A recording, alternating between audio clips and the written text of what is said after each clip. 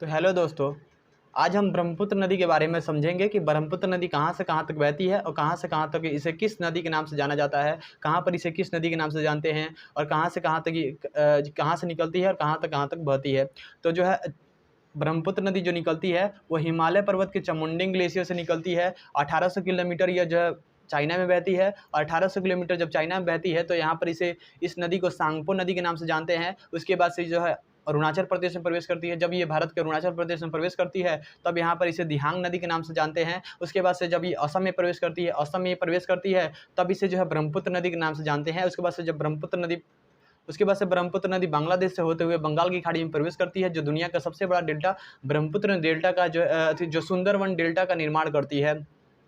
और इसके यहाँ पर देखेंगे तो जब असम में ये प्रवेश करती है तो असम में ही दुनिया के सबसे जो बड़ी नदी द्वीप है, जिसका ब्रह्मपुत्र नदी पर ही दुनिया का सबसे बड़ा नदी द्वीप है, जिसका नाम है मांजुली नदी द्वीप, यानी मांजुली नदी द्वीप जो दुनिया का सबसे बड़ा नदी द्वीप है। नदी के अंदर जो है द्वीप है जिसे मांजुली नदी द्वीप कहा जाता है। इसके अलावा देखेंगे तो इसके दाएं तट पर इसकी प्रमुख सहायक नदी है, यानी सहायक नदी कौन कौन सी है, तो दाएं तट पर इसकी प्रमुख सहायक नदी है, इधर दाएं तट पर इसकी प्रमुख सहायक नदी है तो दिबांग नदी, लोहित नदी, धनसरी नदी और कपली नदी इसकी प्रमुख सहायक नदी है। जबकि बाएं तट पर इसकी प्रमुख सहायक नदी है सबसरी नदी, कमिंग नदी और लोहित नदी।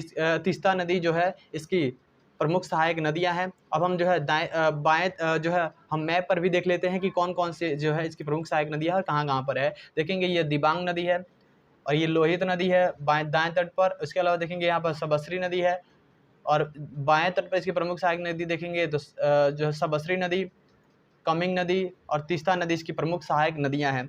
और इसी ब्रह्मपुत्र नदी पर जो है चाइना जो है दुनिया का सबसे बड़ा बांध थ्री गॉर्जियस डैम बना रहा है, जो कि जिसके बना भी दिया है, जिससे कारण से पृथ्वी की जो गति है वो काफ़ी धीमी हो गई है। और इसके अलावा देखेंगे तो ये थ्री गॉर्जियस डैम इसलिए बना रहा है, यानी चाइना जो है इतने बड़े बड़े बांध इसलिए बना रहा है ताकि जो है हमने पिछले वीडियो में बताया भी था कि किस तरह से चाइना जो है लाखों लीटर पानी को रोकना चाहता है पीछे, ताकि हाइड्रो इलेक्ट्रिसिटी पैदा किया जा सके और भारत जैसे देशों के ऊपर जो है दबाव बनाया जाए और जो है बाढ़ और सूखा जैसी समस्याओं को पैदा किया जा सके। और ऐसा चाइना कर भी चुका है। 2017 में चाइना जब भूटान के डोकालाम में जब प्रवेश किया था, यहाँ पर घाटी है जिसका नाम है चुम्बल घाटी और यहाँ पर एक नदी जाती है जिसका नाम है आमचू नदी। इसी नदी के तट पर जो है ये गलवान घाटी बोल रहे हैं डोकालाम, जो कि भूटान का डोकालाम है, वहाँ पर जो है स्थित है। इस पर चाइना जो है यहाँ पर जो है भूटान में प्रवेश कर चुका था।